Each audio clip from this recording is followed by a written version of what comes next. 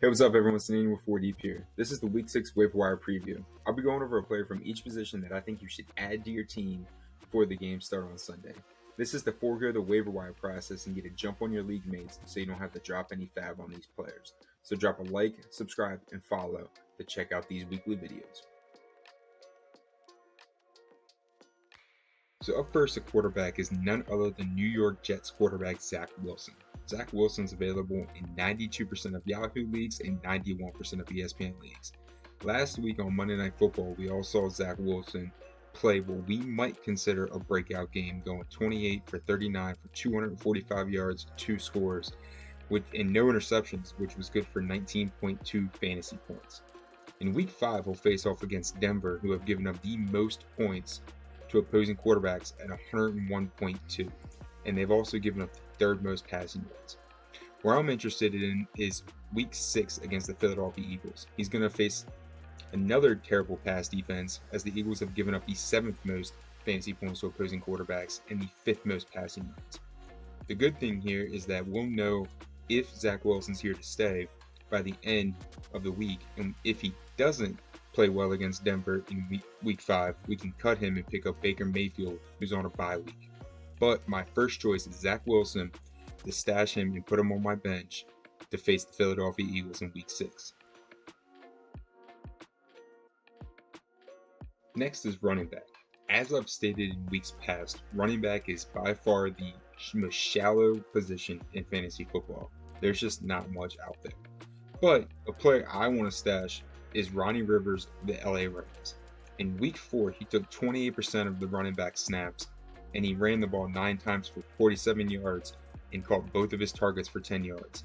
He had a 26% carry share in Week 4, which is up from 0% in Week 3, where Kyren Williams took all of the snaps in Week 3. He's a pure handcuff with elite volume if the running mate in front of Kyren Williams were to get hurt. In Week 6, they'll face off against the Arizona Cardinals, and he could possibly be a deep flex option during the bye weeks, even though it's just Green Bay and Pittsburgh who have bye weeks. The Arizona Cardinals have given up the 3rd most fantasy points to opposing running backs, but my main target is for Ronnie Rivers as a handcuff to Kyren Williams if Kyren Williams were to get hurt. At wide receiver, I'm going with the rookie and high upside pickup of the Kansas City Chiefs, Rashid Rice. Now, if you want some higher floor options, I implore you to check out my Week 5 waiver wire article at 4deep.com. In Week 5, Rashid Rice will face the Minnesota Vikings, who from the get-go, he's startable, and you can put him in your lineup this week. The Minnesota Vikings have given up the most fantasy points to opposing wide receivers. In Week 6, they'll face the Denver Broncos at home on Thursday night, which is another fantastic matchup for Rashid Rice. Now, the point that drives this home is that he's already earned a 13.4% target share, which doesn't seem like a lot, but it leads all Kansas City Chief wide receivers.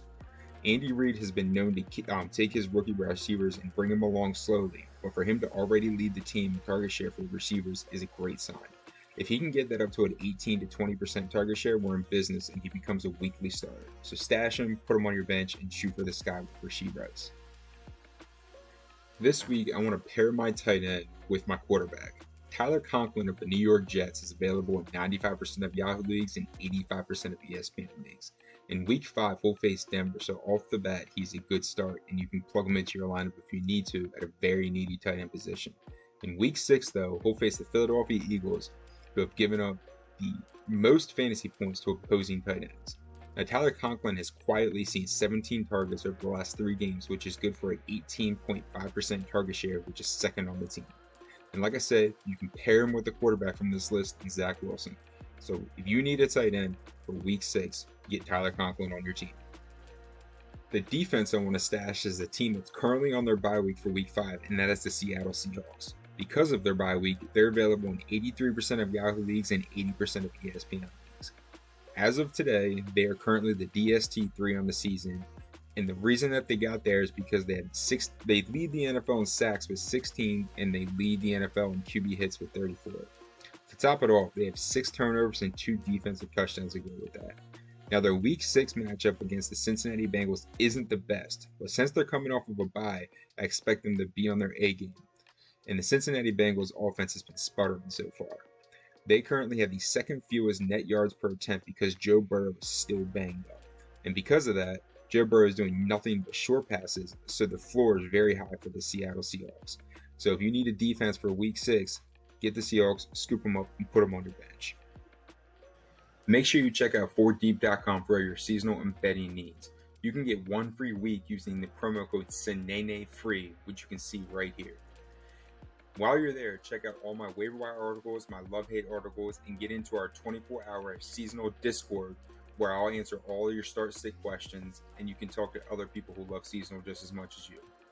So, until next week, make sure you like, subscribe, and follow so that you can see the video for the Week 7 waiver wire preview. Good luck this week.